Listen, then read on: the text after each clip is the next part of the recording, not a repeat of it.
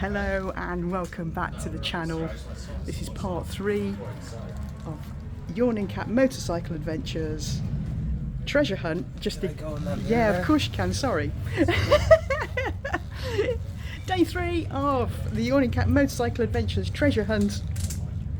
So we are at Baffle House, so if you can find the Yawning Cat little kitty, I'm going to leave it in their shop, for which they've given me kind permission, and I'm going to leave it.